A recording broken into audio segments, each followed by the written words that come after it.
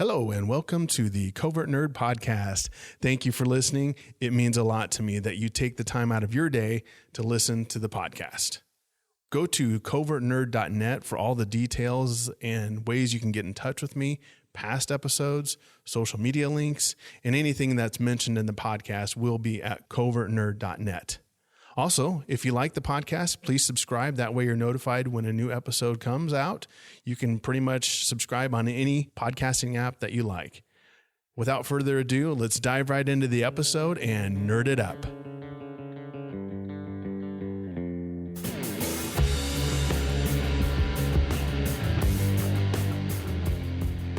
So let's get into UFO 5440.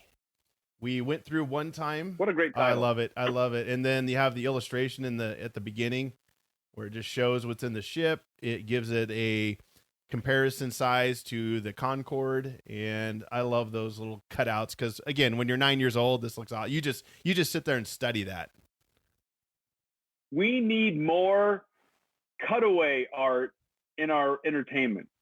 Omug Comics, get on. Well, we better get started now, Al. I know. If he had said 10 years, I would have said that's too long. 9's perfect. Yes, it is. That's just right. We need more cutaway art showing the insides of things. I think in our Choose Your Own Adventure Lenny book, Al needs to do a cutaway of Lenny. Yeah. Ooh, I wonder if showing us how. Do you think Lenny could get captured by aliens? I don't. He might get captured, but they're not holding on to him for long. That's true. Because you see here it has Chamber of Captured Aliens at the bottom, kind of in the middle. Ooh. So that's where Lenny would be. Oh, there you go. The Chamber of Captured Lennys. That's awesome. All right. Just with Lenny-shaped holes in the wall everywhere you go. Not enough schematics in modern pop culture. I agree. Yes. We need more of those technical schematics. So, per our agreement on this Choose Your Own Adventure live reading, we're going to come up to the part where you got to decide, and we're going to take the story where you tell us to take it. So, all right. Without further adieu. Here we go. All right. I'll go ahead and read page 1. It's your first trip on the Concorde, the supersonic jet airliner that crosses the Atlantic in 3 hours and 45 minutes. Right now, you're at 57,000 feet in mid-flight from New York to Paris. You look up from the magazine you've been reading, and a voice comes over the loudspeaker. This is Captain Ravel speaking. Ravel, is that his first name or last name? Captain Ravel! Sounds like a... Hey, there's a Lenny villain. Captain Ravel. Yes. Ooh. We're about halfway across the Atlantic at latitude 54, longitude 40. So there's title drop. We've just come onto a new course that will bring us over the coast of France in about 90 minutes. Those of you on the left side of the plane may be able to see the southern tip of Greenland, ... You glance out of the window, hoping to see... The southern tip of Greenland is what I'm hoping to see. Instead, you see a gleaming white cylinder several times larger than the Concorde, but without wings, engines, or ports. The object is glistening in the early morning sunlight, is coming straight at you. Look! The white-haired man sitting next to you leans toward the window to get a better view. At what? Don't you see it? It's coming right at us.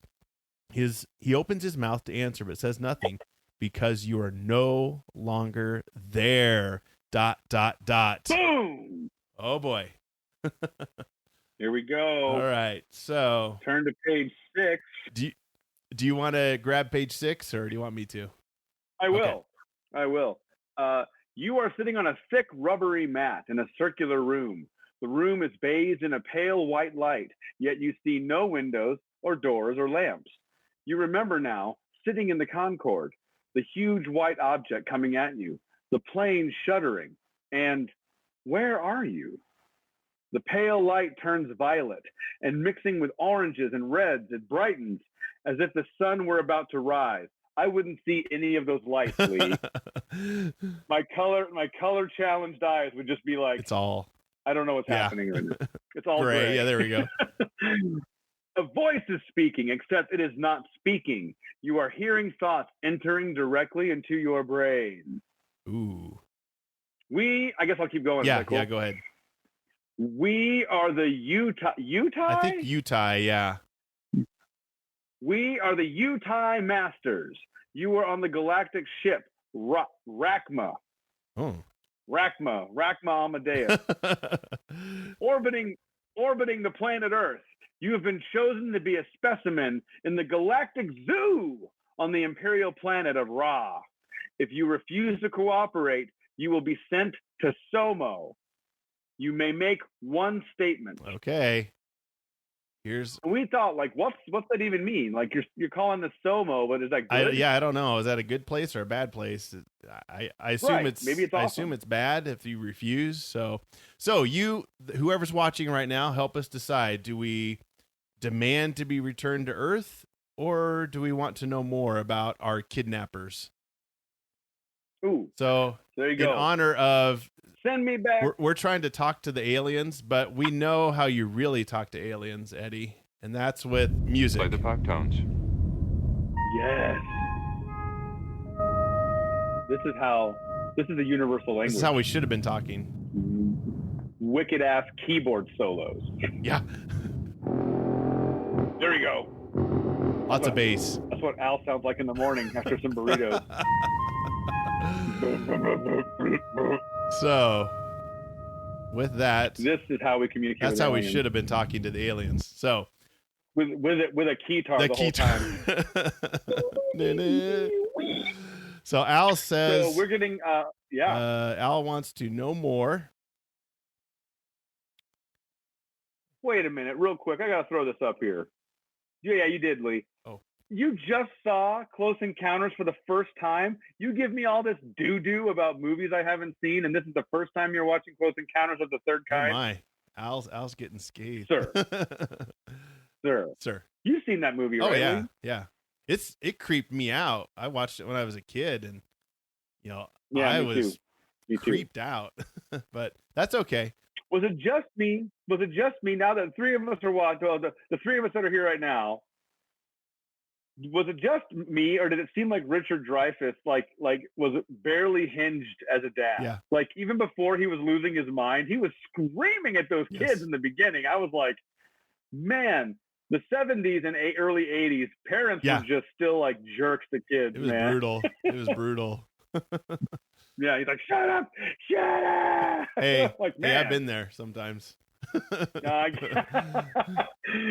Jerk parents. So listener, viewer Al is saying we need to find out more about these guys. They need to answer. Nothing ventured. We got questions. They need to answer them. So we're going to go to page 4.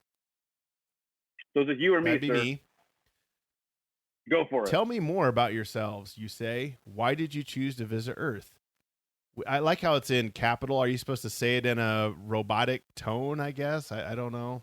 Right. Or are we just screaming the whole time? They didn't know about that back then, I guess. So, okay.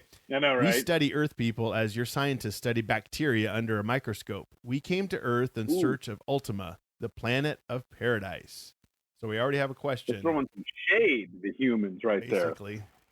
You're nothing. You fascinate us as much as a booger fascinates you. It was kind of an insult. You're just bacteria.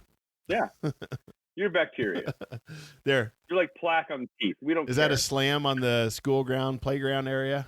You're bacteria. That's a Utai slam. Hashtag Utai slam. Utai slam. Hashtag Utai slam. All right. So there we go. If you offer to help the Utai Masters find Ultima, turn to page 22. Okay. Or if you ask the Utai how they think they could reach Ultima by visiting Earth, turn to page 25.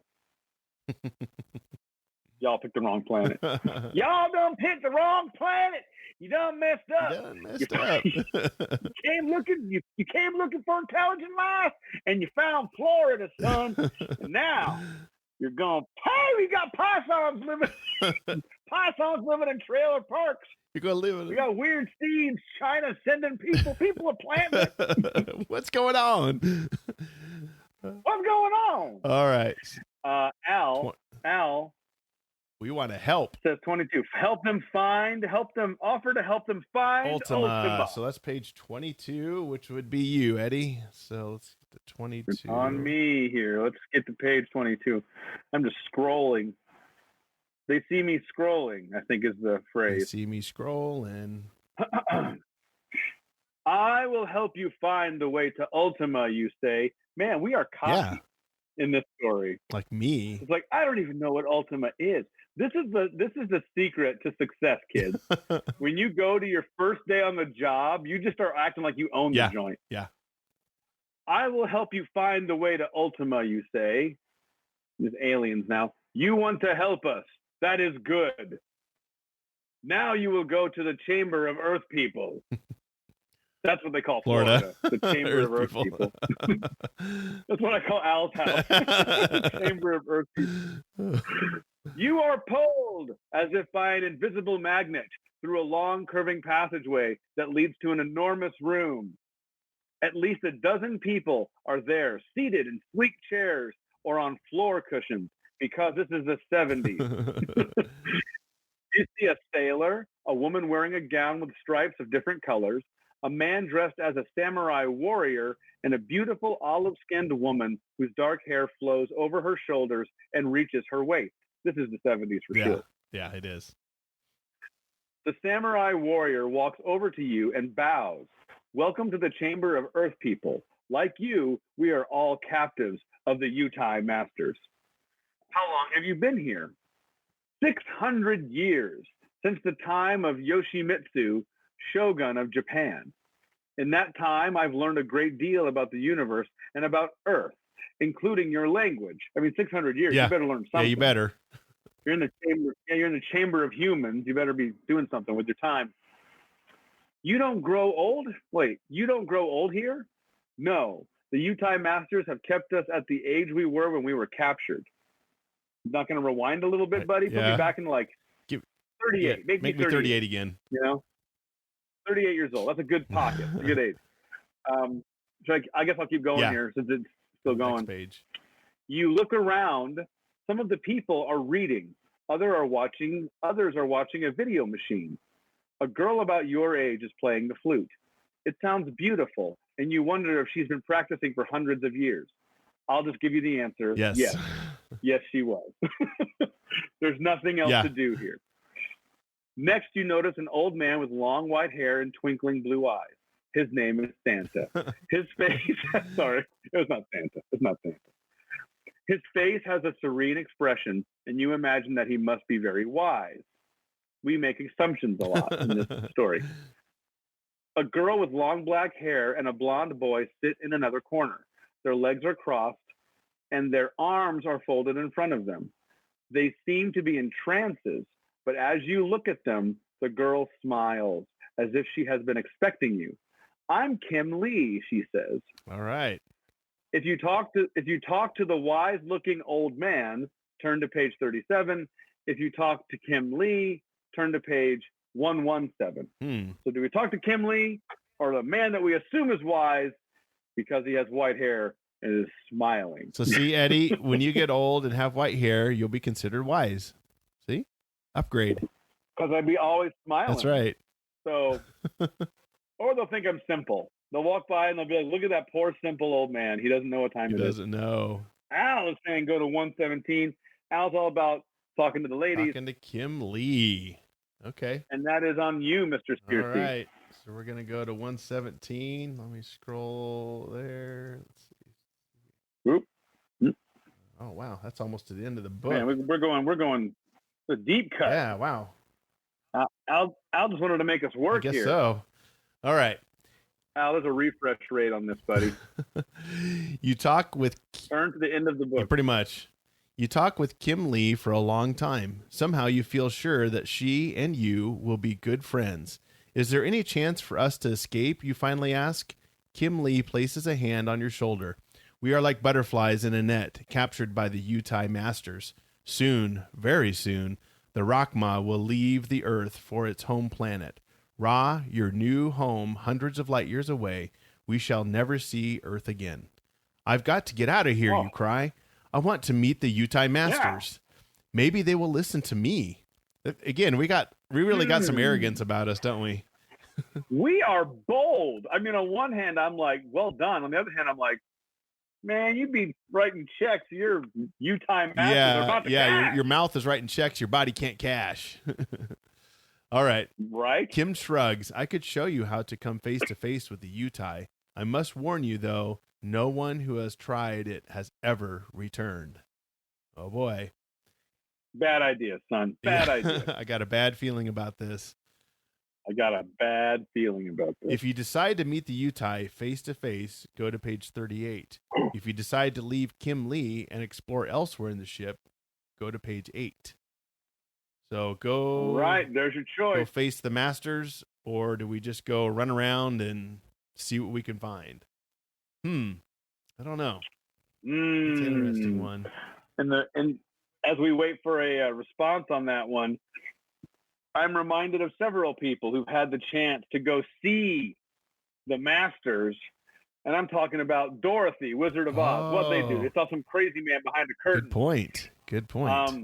I'm thinking of The Matrix when he gets over to the architect, and all of our brains melted because as he started to talk, we're like, what's happening right now? Eddie, you are in the Matrix right now. I am in the Matrix, too. We are all in the Matrix right now. So with that thought, Al has said, go see the Masters. What are you doing wasting your time here? So we're going to all the way back to page 38. Is this me? This is you. So page 38. All right, here we go. Bold as brass. Boom. Show us these Masters. Here we go. Follow me, Kim Lee says. We will find the Utai. But remember, if we say the wrong thing, they will store us forever, like eggs in a carton.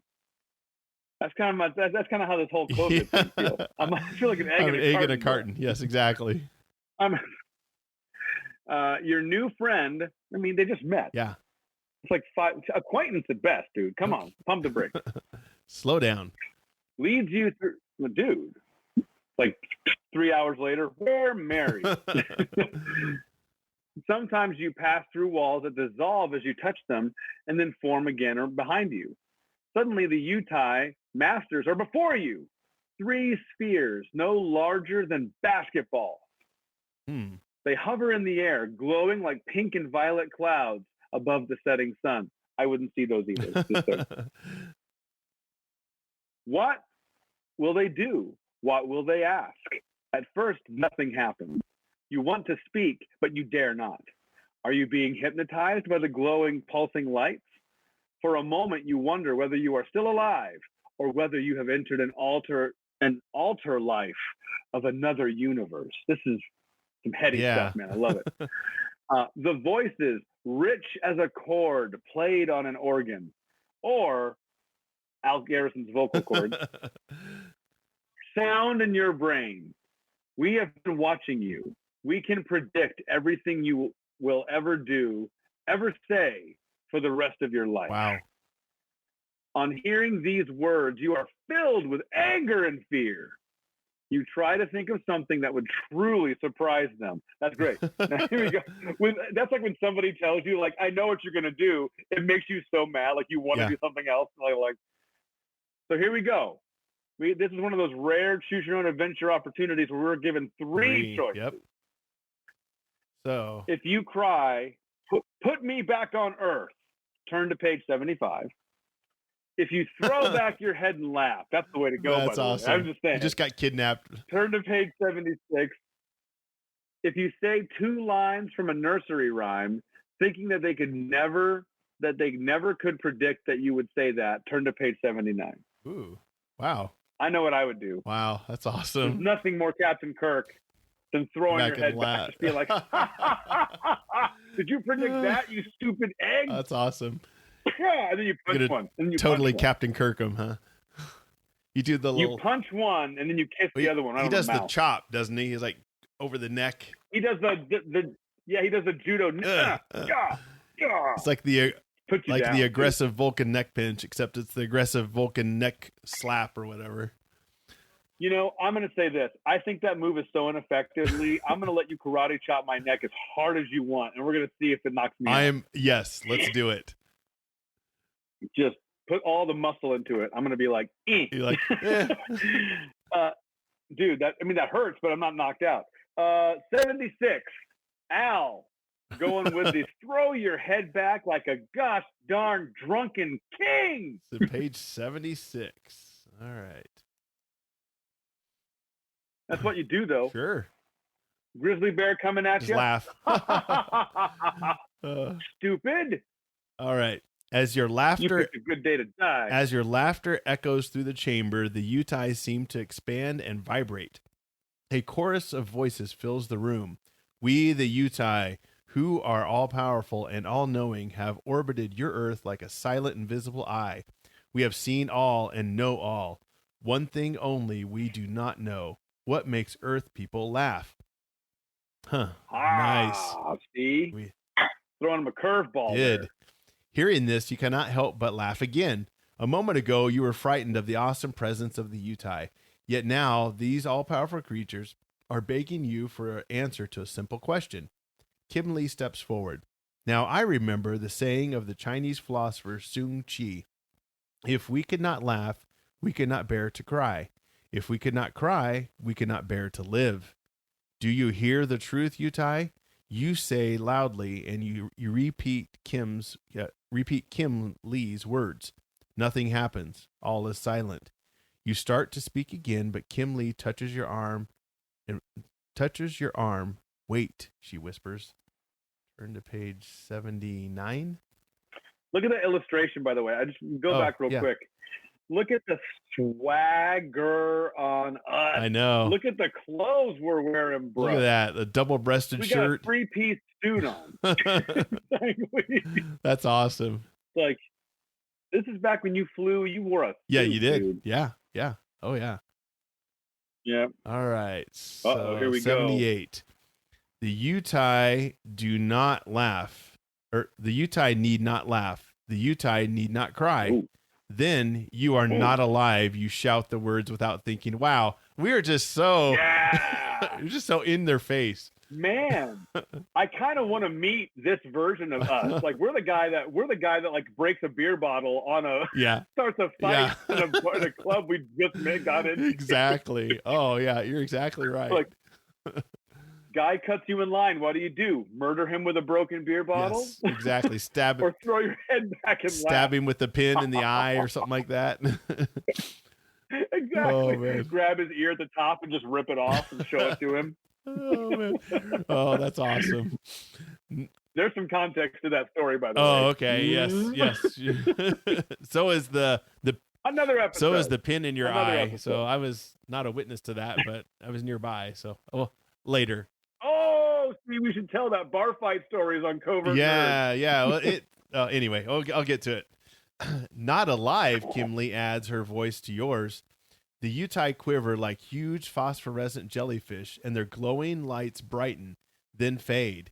The rounded walls begin to glow more and more brightly, while the air is filled with music and of wild winds blowing through the organ pipes, rising and falling, then fading as lights of the Utai flicker out. Kim Lee and you look at each other in the dim light. With all their vast knowledge, they were only dead souls, says Kim Lee. When they realized that they were not really living, they lost their energy. Since that was all they were made of, they ceased to exist. What will happen to us now, you ask? We must learn to control this UFO. I know how to operate the invisibility screens. Shall I make the ship visible to Earth? That may be our only hope of being rescued. Holy cow, we just killed the Utai. We just destroyed the Utai with the help of Omug Comics.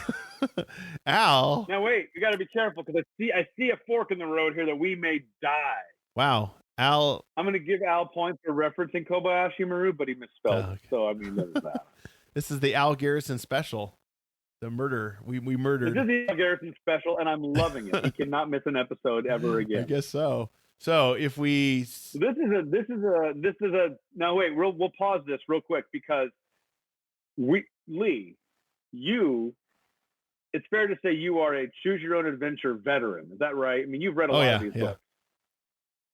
I too have read a lot of these books. You get a choose your own adventure like sixth sense. Yes. You can kind of tell when you push the fates and choose your own adventure a little too far. Yes. We're at the point in the story where stuff can go south real quick. Yeah. You kind of know after you get in a few pages, like, okay, we're about to the end here, and it may not be pretty. Yeah, we're a moth to the flame right here. So I'm telling our listeners to be very careful. Yes. Because right here, what you decide is probably going to decide whether we live or die. So do we say yes or do we say no? What should we do? Okay. Turn those screens on, or maybe we stay invisible. Yes. Well, I'll give you the short version of the pin in the eye. I went to San Diego Comic-Con. This is probably 10 years ago.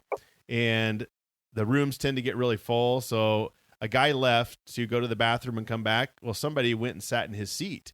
The guy comes back and says, hey, you're in my seat. And he's like, no, I sat down here. He's like, no, you're in my seat. I want my seat back. He says, no, I'm not getting up. So the guy pulls out a pin, stabs him in the eye, and to get his seat back. I was like, wow, this is serious. So they shut all the doors. He blinded a guy. They locked all the doors up. Police had to come in. It was, my sister-in-law was in the room. I wasn't there, and of course, being Comic-Con, within 2 days, T-shirts had been made that you could buy that said, I survived San Diego Comic-Con. You know how San Diego Comic-Con has the eye, and it has a pin through the eye with blood gushing out of it. That's funny. Yes. That's funny. And it's sad. Don't be stabbing fellow nerds in the eye. That's not cool. Old Al Garrison said, we're going to go to page 80. So don't. Did he? Where's the reference to that? Well, he said yes. So he said yes, but what's he saying yes? Yeah, I think it's to be more specific. I think it's to turn the visibility on. So we're gonna show ourselves.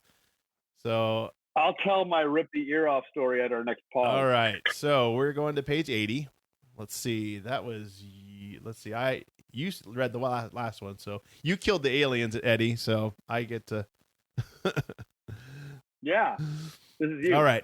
Yes, if NASA can see us, maybe they can send a shuttlecraft to bring us down. Kim Lee leads you to a luminescent panel faced with a complex pattern of shapes and colors. Pointing to a three-dimensional display screen, she says, here, you can see all the man-made satellites and spacecraft that are above the Earth's atmosphere. Earth scientists can see us too? You ask? Yes. You can imagine that they are trying to figure out where this unknown spacecraft came from. Do you think we'll be rescued? Either rescued or shot down. Right? Now you're thinking that. Now you're thinking about that part. Yeah, good go. Now there is nothing to do. We might get killed or we might be saved. I don't know. Now there is nothing to do but wait. Fortunately, the computers continue to operate flawlessly, even though the Utai masters no longer exist because we killed them. You gaze with our logic. Exactly. You're soulless. They die. You gaze out at the brilliant moon, then watch Kim Lee experimenting with the controls. She switches on radio traffic from Earth, some in English, some in other languages. Then from one of the speakers, a voice calls out, "We have detected you. We will assume you are an enemy unless you identify yourself." Kim Lee quickly speaks into her microphone. "We are Earth people on a UFO. We have captured it, but cannot control it." A moment passes, then the Earth voice again. Your reply is unacceptable. Reply truthfully, or you will be destroyed by laser beams. Wow. This is escalating quickly. You take the microphone from Kim Lee, wondering what you can possibly say to convince them you're telling the truth. Okay.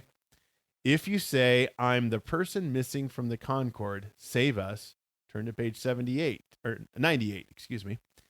If you say, "Try to attack us and your whole country will be instantly destroyed." Listen. Wow. Brazen, foundless, groundless bravado has gotten us this far. Yes. I say we keep it rolling. But what do you think, viewer, listener? Where should we go? Do we say, I'm the person from the Concord, save us? Or do we say, Me. go for it? If you do, You're like, we're going to destroy you. Talk about bluffing. that's a bluff, but I think it's a bluff we're taking, and it's a bluff that Al apparently doesn't want us to take because we got a split. Uh-oh. We have a split with two people. We can't read both endings. We can't read both of them, guys. Or can we? We're 50-50 split on this, Lee. We're split. One saying 98, the other saying go use the bluff. So, yeah. So one of us has to be the tiebreaker. Do you want us to cheat like we did when we were kids and we flip to one and then we flip back to the other? Or do we do a coin toss? Or do we do the choose your own adventure cheat? I say we both choose your own adventure cheat. Okay. We're going to cheat. So Do it. we'll go to since Al said it first, we'll go to 98. We'll cheat. And if I'm writing this down. If it's bad, then we'll go back. Oh, it's bad. So remember page 80. I'm telling you now. Page 81 is where we're at. So we're going to go to 98. I'm telling you now. Probably not good. Bravado's gotten us this far. Oh boy. So 98. Here you go, Al. This is what would have happened had we stuck with your ending. I am the person missing from the Concorde, you say it to the mic. There's a long pause. You stare at your watch because it's 1979 and you're wearing a watch. Minutes seem like hours as you wonder, is it time? Is it time for your life to end? Yes. Yes, it is. 3 minutes have gone by. Nothing has happened. Then, this is NASA. Do you read us? Yes. We have obtained computer verification of your identity. This is where they just write the words computer verification and it's okay. Yes. We know you were the passenger missing from the Concorde. Your space vessel was designated UFO 5440. We will launch a shuttle to you within 72 hours. Don't try to work the controls. The top scientists in the United States are being summoned now. We're going to bring UFO 5440 down to Earth. Kim Lee is jumping up and down, grinning. Will you visit me in China? I sure will. Wow. The end. Okay, so credits. So Al did okay. He did good. We lived, and we have a girl who lives in China who wants us to come visit. So we got a girlfriend out of the deal, technically. Wow. Hey, score. Okay, so the other one was page 90. 90. So let's find 90 here. All right. You deliver your threat. Nothing happens. Kim Lee puts her hand on your arm. I don't think you should have said what you did. You start to reply, but instantly your eyes are blinded by blazing yellow light. The last thing that happens to you and every other creature on board of UFO 5440. Oh, that's let it all burn. Good thing we didn't listen to we me. just got vaporized, everybody. So see, this is what happens when you watch Choose Your Own Adventure live. You could get vaporized, or you can survive and have a girlfriend in China. Listen, that's exactly how life works, kids. Yeah. This is an example of life. So look at Al. Win-win. Do you see that feeling just washing over you right now, Al? Yes. That is the feeling of a victorious Choose Your Own Adventure read. So if you just joined us, we're reading the Choose Your Own Adventure book, and you get to help decide. And we did the classic Choose Your Own Adventure cheat, and we looked at both options. So we did at the very end. But the cool part is we got to see two endings, and we also, got to see a victorious ending and a less victorious ending. So that's our one space book, and I just sent you the link, Eddie, to the next one. But I've got it pulled up here too. So let me get it here just a second. And this is called Space and Beyond. Space and Beyond. So it's another space type book, and let me pull it up here. This one. Yeah, I'm borrowing it as we speak. And we should say what service we're using here so people know if they want to do this thing on the digitally, they can. Yeah. Lee, what service? So this is all on archive.org. And you can just go to archive.org and just search, like I did, Space and Beyond, Choose Your Own Adventure, and it pulled up. And they have all these. So you don't have to chase down. Yeah, you can rent them you can either borrow them for an hour or borrow them for 14 days. But yeah, beats having to buy them if you just want to kind of travel back in time to your childhood. Well, plus, I mean, and we talked about this, but I mean, I feel like we can't talk about it enough. I mean, we have this crazy world that we're living in right now. And so this is a great family activity. I mean, I'm serious. You could turn off TV and fire up one of these books. And really, I mean, we're having fun in between this, but getting to a spot in the book doesn't take long, 15, 20 minutes. And it's a fun way to break up your night. So I encourage people, if they want to have some fun with their kids, probably, between the ages, I would guess between like 7, 8, and maybe even like 5 to like 12, 13. Yeah. It seems like that's a nice solid window or if you're just really cool and even do it when you're in your 40s, just for fun. No, I agree. You can easily get through a story in about 15 minutes. They're not hard. Oh yeah. Yeah, and then the classic where you're keeping your finger where you left behind and then turn back and exactly. Al, it's a lost art. It's so fun. Like I said, we would do this when I was a kid. We would go spend the night at a friend's house and we would toss the book back and forth, and whoever had the book would be the one to choose. So there's times we would say stuff and they'd be like, "Nope, I'm holding the book," and so but it was great. It was a great time, and anyway, just a different era. Eddie, almost forgot. So. If one thing about UFO, the book UFO 5440, is there's no way to get to Ultima. There's no decision that you can make to get to Ultima. You have to read it. I had a feeling. And it's on page 101 which I should have, I don't know if I closed it here. It's, you can actually, here, I still have it. 101 is when you actually get to Ultima. But there's no way you can get to it by making the decisions. So you have to cheat and go to that page. You have to read through it, basically. Yeah. And find it. So. And that's it. Yep. So here's the picture of Ultima that Paul Granger did. Yeah. So anyway. But there's no way reading the story to land you there. So you know how at the beginning it says, don't read this book all the way through. Well, the only way you're going to get to Ultima is if you read all the way through. I had a feeling that there was no choice that would ever take us to Ultima. Yep. So sneaky. And then once again, back to Al's comment where this is a lost art. I mean, imagine having a book that was able to like hide a part of itself from you. Just by the rhythm and style of reading that book, you would never, it's like having a Harry Potter page in the book that you would never get to read because of the style of reading it. So that's why Lenny Vernon, Lenny Vernon comic, the next one should be a or at least maybe have a character in there reading a Choose Your Own Adventure book. Oh, yep. Have it say Trucks and Beyond. Trucks and Beyond. Yes, I love it. Exactly. All right. So this is a brand new one. We read UFO 5440 last episode. Yes. Mm-hmm. I've read this one too. I had this one when I was a kid. Oh yeah, but for us now, this is a new one. This is brand new. Yeah. This is number 4 in the series, and it has 44 possible endings. Space and Beyond. And Lee, please turn to the page. I think it's 4 or 5. The illustration is spectacular. That character. The guy you passed.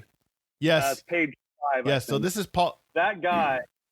This is Paul Granger. This is the guy that did a lot of illustrations for a lot of these. So yeah, I love that. Do you love that? Look at that chin on that guy. Look at this guy.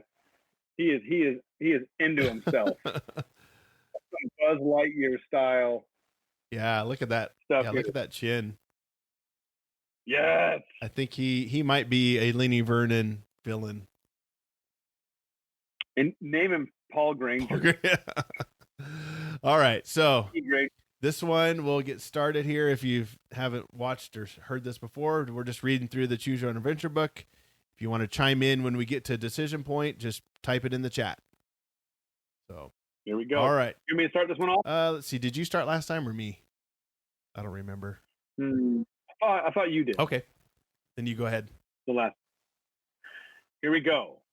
Space and beyond. Beyond. You are born on a spaceship traveling between galaxies. Is there a cooler start to a story? No. What do you want from us? The spaceship is on a research mission. The crew of the spaceship includes people from 5 different galaxies. The spaceship has no name. Your parents are not from the same galaxy, but both have features common to those found on the planet Earth in the Milky Way galaxy. So you ain't even human in this story. Because you've been born in space, you may choose which galaxy and planet you wish to belong to and have citizenship in. Because the spaceship is traveling at a very great speed, you reach the Earth age of 18 years old in just 3 days and 2 hours. Now you must choose the planet. You must choose the planet Phonon in the galaxy of Penium, or the planet, here we go, Zermacroid in the galaxy of Uphos, I think. Phonon is 3 times the size of the planet Earth. The star that provides some of its life-giving force is huge, but ancient. There is fear that it is losing its force. Phonon has a history filled with trouble. Zermacroid is in the galaxy Uphos, far distant from the Milky Way galaxy. This galaxy has black holes and supernova stars. It has always been regarded as an uncertain region by observers and spacecraft news. It is a difficult area, and the black holes are unplotted and dangerous. Reports from previous space probes say that Zermacroid has had a dim and troubled past. I'm basically Zermacroid, bro. A dim and troubled past. Hey, Dick. Agent Instruction Manual. All right. The report also prophesies a bright and exciting future. If you choose Phonon as your birth planet, turn to page 2. If on the other hand, Zermacroid attracts you, throw your luck to page 3. Okay, this is the coolest beginning ever. I think you're right. You're getting to choose your galaxy and the setup. This is like those video games, Lee, where you got to give yourself a backstory. Yes. And it's only one page, and it just describes everything. Describes everything so quickly. Has anything been more like action-packed in one little page ever? They really, I know this on other episodes, we said that they really know how to just pack it in and be very vivid in such just a few sentences, few paragraphs. So are we going with Phonon as our home galaxy planet, or Zermacroid? Zermacroid. I just like how that rolls off the tongue. Zermacroid. It does. Phonon and Zermacroid. I think my uncle had that once. Dude, Phonon and Zermacroid should be like the alien version of Proof Rock and Schmidt. Yes. I love it. Yes. Phonon and Zermacroid. Which we still got to do. Hey, but now that Omug Comics has hit their Kickstarter goal, I think Alan needs to get that Proof Rock and Schmidt logo. Yes. Kim says page 3. Oh, Kim's busting out with the Zermacroid, son. Zermacroid. Ain't no party like a Zermacroid party, because a Zermacroid party don't stop. Yes. All right. It even says it in the book. Zermacroid, what a name. You can't resist this planet and its unknown past. When the captain mentioned the hope for a bright future, you decided that you must go there. It turns out that it is the home of your mother, and she embraces you, wishes you luck, and gives you a small metal object on a chain. Perhaps this will help you sometime. Just as you are about to go for your final briefing, a young member of the flight crew rushes up and says, "Let me go with you. You will need my help." You don't know him well, but you have always found him warm and helpful. His name is Murma, and his broad smile makes you feel happy about the adventures that lie ahead. Of course he can come. The head of the research warns you about Sunthi, a giant star 12 times the size of Earth's sun. Sunthi is in your path, and its enormous gravitational pull could be dangerous. He also cautions you about the black holes and supernovas. He tells you that if you want to delay your departure and go through the Space Academy, it may make your chances of success better. So, do we delay or do we just dash off? There you go. Delay or dash. This is where it's like we're going into an unknown place filled with catastrophe, but the promise of a bright future. Yes. But do you just say, destiny's calling? I don't have time to get educated. Yes. Or do you go get schooled, son? You can't be going into the unknown unprepared. What are you going to do? I just love how optimistic they are. Like how all of these look at the ship, and it doesn't say, it doesn't even say how far in the future this is. It's just like you're on a ship and you're in contact with 5 galaxies. Boom, there you go. So what should we do? It doesn't matter anymore. I love Kim. Bye, Felicia. Dash. Go. Don't be okay. Knowledge is wasting your time. Get in the spaceship and go. What are you waiting for? So page 8. Exactly. All right, here we go. Has there been a more epic illustration? Look at us fly to that black hole if we don't even care. Yes. All right, here we go. You want to be on your way. Even though it might be a rash decision, you and your new companion, Myrma, climb aboard the space pod. You enter the proper numbers on the flight panel. At least we hope they are, because you don't know how to read. You didn't go to the academy. And you're only 3 days old. That's awesome. Myrma, check the stabilizers, I heard someone say once. We seem to be spinning a bit. Okay, will do. Just then you realize from the computer screen that your flight path is close to a black hole. Ugh. The danger is that once near the gravitational field of the black hole, you will never escape. Myrma helps you check the data input to the navigation system. To your dismay, you realize that instead of punching in the figures 4,800, here we go with the non-education. Oh, no. Instead of putting in the figures 4,800, you actually put in the numbers 4008. Oh, no. Who needs this fancy book learning? Quit wasting my time. What are these numbers? Boop, boop, boop, boop. There we're going. Oh, no. That's my dyslexia kicking in. There it is. That's the worst. And your path is now locked into the black hole. Myrma stares at you in horror as the pod continues to move toward the massive black hole. People who have been trapped by black holes have never returned. Oh, boy. If you put on full power in hopes of breaking through the gravity. So far, we've just, with reckless abandon, just started slapping numbers like it doesn't even matter. Just like a chimp at the wheel of a semi. Oh, that's awesome. If you put on full power in hopes of breaking through the gravity field and landing on the black hole, turn to page 18. If you put up the energy repulsion shield to try and escape the black hole, turn to page 19. Huh. So do we try to break through? Do we try to pull the wicked, defy gravity, and try to break through, or do we try to repulse the black hole, like the 1970s Disney movie, with our energy shield? Yes. So you, the viewer, listener, what are we gonna do? Do we try to land on the black hole? Yeah. So we're dyslexic now. Yeah. Evidently, we're dyslexic. Yeah. Well, we didn't bother to learn how to read. We didn't go to college. But space college. I didn't know you could land on. Hey, we got to do viewer Fawad Riza. Hey, thanks for watching. Hey, Fawad. Like we said, this is a live choose your own adventure reading. Yes. We got one vote for Shield. Let's give Fawad a chance to respond here, see what he thinks. I'm curious what they mean by land on the. That's black what hole. I don't understand. That you don't land on a black hole.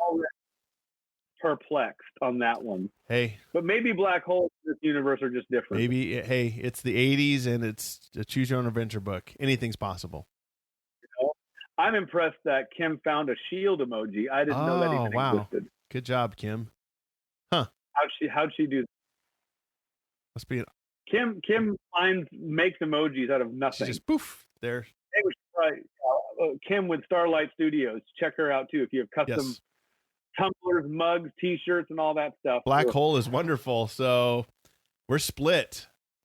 We're split. Kim wants to put the shields up, and Fawad wants to just try to land on the black hole. So I kind of want to land on the black hole personally, but You're gonna land on the black hole? yeah, Let's try landing on that sucker. Sorry, Kim, we're gonna go for this one. I kind of want to see if I can land on it. So we're going to page 18. Well, never mind. You are never heard from again. And quite possibly the quickest ending to a True Shine Adventure story. But that's how it goes. Sometimes, yeah, it's quick. Sometimes it's not. Do we want to back up and maybe? I want to back up on this one. What page was that? Let's see. That was, I think, 8 or 9. So we can go to page 19. Let's go to page 19. Let's go to 19 just for fun. That was funny. We saw one ending already. Don't give up. Try everything we can. Quick, put up the energy repulsory shields. It is Murma talking. He is 2 years older and has traveled widely in space. What do you think will happen to us, Murma? One never knows, he replies. With a shudder, the pod is suddenly grasped by the gravitational field, and you find yourself hurling through into a tunnel-like void. A black hole might seem black to the observer from the outside because no light can possibly escape its gravitational field. But all the light and energy is contained within this space. The tunnel is brilliantly lit. But strangely, the intense light does not hurt your eyes. Then you are in a giant room. No, it is not a room. It's actually the interior of the black hole. It's a gigantic prism thousands of miles across. It is a world unto itself. You're no longer frightened, and you and Murma leave your space pod to begin life in a new world. The new world is peaceful. The people are friendly and eager to welcome you and Murma. No one is in a hurry, and work is pleasant. There is food and housing for all. It is a good world. Wow, what the dichotomy there. Wow, the end. They just basically said you ended up in paradise, but apparently Murma aged 2 years. Well, no. While we were, I don't know why they put that in there. He's 2 years older, maybe just to try to convey the fact that he knows how to fly the ship. Maybe. Yeah. Fawad said, "Where's the door for the black hole?" Exactly. That's a good question. I don't know. How do you even knock on that thing? Wow, two endings on a first time reading. That one was very quick. Yeah. We're never heard from again. Yeah. Then the other one, I mean, that's always been the age old question: what's on the other side of a black hole? I mean, who doesn't want to know? Evidently, it's paradise. Apparently, who knew? We got to do that. Oh man. That's it. Pack the bags. We're going to go fly for a black hole and answer that question. Exactly. That's what I'm going to do. It only takes you about 800 years to get there, but hey. And we'll do what we did. Cool. Well, and I love how we're only 3 days old in this whole thing. Yeah, you're 3 days old and you get to decide which galaxy you're from. I'm a baby still. Yes. I shouldn't be flying anything. Oh, here's it looks like a corridor, and we can travel with a high speed to the unknown. Yeah, exactly. Apparently, that's exactly what that is at this point. Welcome. Point the ship and just go for it. Listen, there's plenty of food on the other side. Exactly, too. And a place to live, and work is pleasant. Work is pleasant. Here I am wasting my time on Earth now. I need to go through that black hole. Or you get. You have one where you go into it and you're never heard from again, but maybe they both go to the same place when we decided that. Well, remember we said punch it. We're like, just go. That's true. Floor it. On this one, we're like, let's put the shields up. Yeah. So apparently just going for it like there's no tomorrow will get you killed. Yes. Taking it easy. And the other one, and it doesn't say we got killed. It just says we're never heard Exactly. from again. That's why I'm wondering if it could be the same thing. Maybe. You never know. Here's hope. Yes. Ooh. Well, I think that's probably all for tonight for me. Yeah, no, we nailed it, man. What, 4 endings? Yeah, I tonight, think 4 different total? endings. And they're both almost all good. Almost. That last one, man, blown to bits. I know. And you're dead. And you're dead. But Yeah, that was wicked fun. That was super awesome. oh yeah, thanks, Fuad. Yeah, we do these. We try to do these about every 2 weeks. So just look on the Covert Nerd webpage or Facebook page or the Last Starfighter Facebook page, and you'll see us. And yeah, links are up here. You'll find us. And definitely chime in when you see it. Chime in. You know, we always appreciate people listening, watching, and making funny comments and shield emojis. Kim has shield emojis. And if you are a fan of Choose Your Own Adventure books, share your favorites with us on the Covert Nerd Facebook page and the Last Starfighters Facebook page. Share your favorite Choose Your Own Adventure stories. And even if it's not Choose Your Own Adventure, there's the Endless Quest. Yep. Which Way? I think there was one called Which Way book. Well, the Choose Your Own Adventures were called Which Way originally. Then they got changed later. Okay. Yep. See, there you go. Yep. Lots of different versions of these iterations, this being the first. Yeah, it was the first. Yeah, it was. But yeah, share your favorites with us. We'd love to hear them. Definitely. Cool. Well, hey, thanks guys for watching, listening. And until next time, we'll choose another adventure. Choose your own adventure. Thanks, guys. See ya.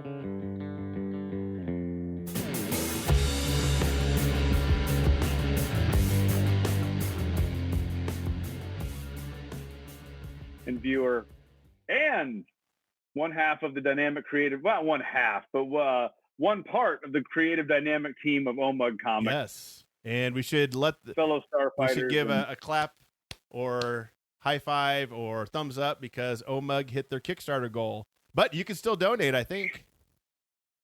Well, first of all, just because they hit their goal is no reason for you not to donate. Don't be being those people exactly. Like, they hit their goal. They don't need my support. They still need your support. Exactly. They still need it. Do you want to tell them, Eddie, what the extra bonus from you will be now that they hit their goal? Listen, I'm a man of my word. And I promised if Omug Comics had hit their goal, that I would rip off my own shirt and display my bare chest. And I've been working out all quarantine. Whoa. I should have played some montage music because that's how you get buff and big in like 3 minutes. Exactly. 3 minutes, you go from being a schlub to being a ripped specimen of yourself. The point is, shirtless, and I promised to make sandwiches for anyone who donated. Was it 20 or more? I don't even remember what I promised. I think it was 20 or more. Now, the big question is, what kind of sandwiches? Well, we had to decide this, and so we got to get sandwiches to people, some who don't live in town. So I'm going to make a bologna and cheese sandwich on white bread. Okay. And I got to take a bite out of it. Apparently, that was part of what I promised. I'm take a bite out of it. It's a safety bite. Put it in a sandwich bag and mail it to whomever needs it. Now, if you're in town, you're going to get that same deal, but I don't have to mail it to you. Shirtless delivery. So shirtless delivery. We're going to work out the kinks in this plan. And, but yeah, there's going to be some perks that they weren't planning on the delivery of people's comics. So we'll be ironing those. I donated $20, Eddie. So I expect a nice sandwich with a shirtless Eddie on my doorstep.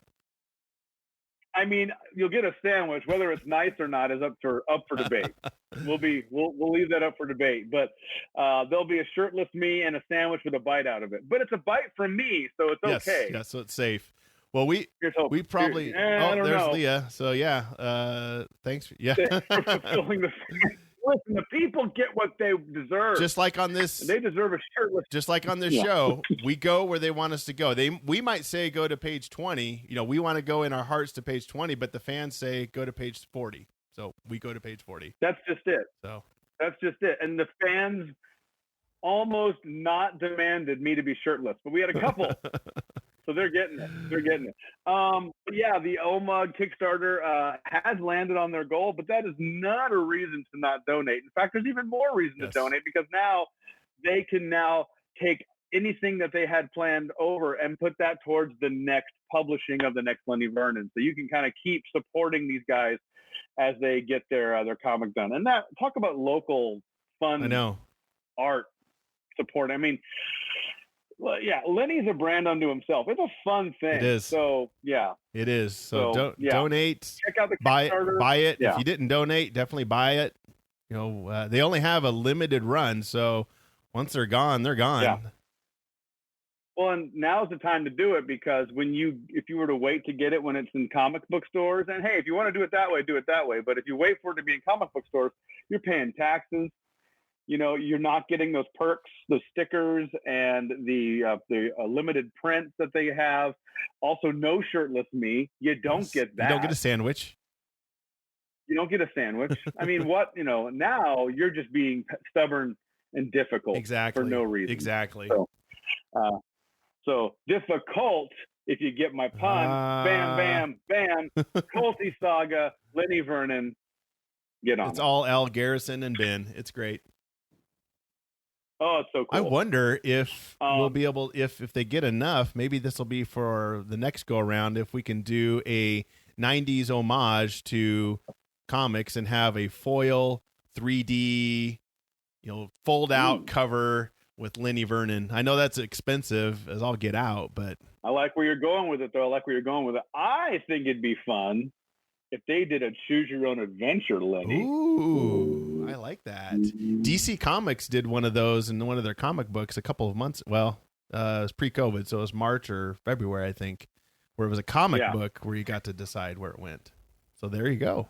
I think a choose your own Lenny book would be kind of fun. With a foil 3D cover. Let's turn it up. Turn it up to 11, Eddie. Let's kill Al. Let's kill Al. Let's kill Al. Goose. So with that, let's Goose lives in the 90s. I mean, nothing is wrong about that idea. Nothing is wrong about it. All right.